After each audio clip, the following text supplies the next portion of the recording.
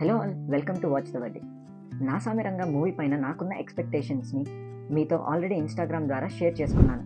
మీరు చూడకపోతే మన ఇన్స్టాగ్రామ్ పేజ్ని ఫాలో చేసి చూడమని నా మనవి. షార్ట్గా చెప్పాలి అంటే ఈ సినిమా నా ఎక్స్పెక్టేషన్స్ని మీట్ అవ్వలేదు. ఎందుకు ఏంటి అనేది మనం ఫుల్ రివ్యూలో మాట్లాడుకుందాం. అంతకన్నా ముందు ఈ cinema Malayalam movie Porinju Mariam Jose movie remake అని అందరికీ తెలిసిన విషయమే. నేను ఆ సినిమా చూడలేదు, సో ఈ రివ్యూలో ఎలాంటి కంపారిజన్ బయాస్ ఉండదని తెలియజేస్తున్నాను. నా సామిరంగా మూవీ స్టోరీ ఏంటి అంటే, మొదటగా అంజి ఇంటికి చేరిన కిష్టయ్య అన్నతమ్ములలాగా పెరుగుతారు. అమ్మ చనిపోతే ఒకరి కోసం ఒకరు బ్రతుకుతారు.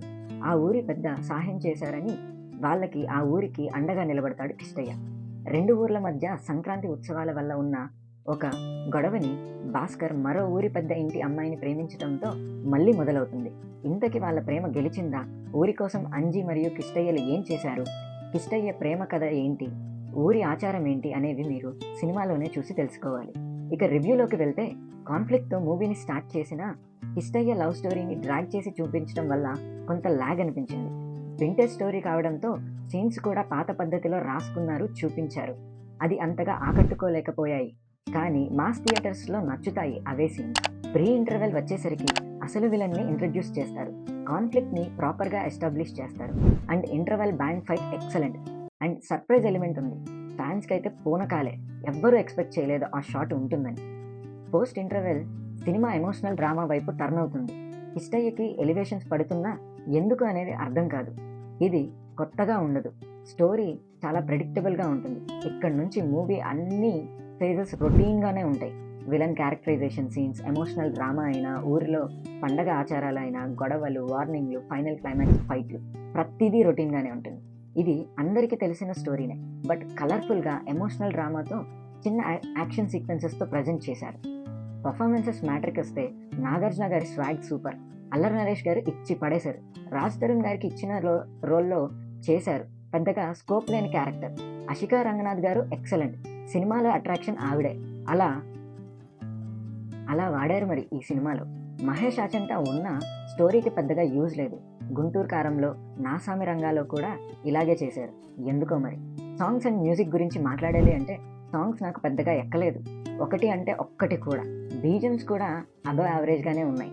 ఏది కూడా మీరు మళ్ళీ గుర్తు తెచ్చుకోవడానికి ట్రై చేసినా కూడా గుర్తురావు. కానీ సాంగ్స్ విజువలైజేషన్ మాత్రం కలర్ఫుల్గా ఉంటుంది.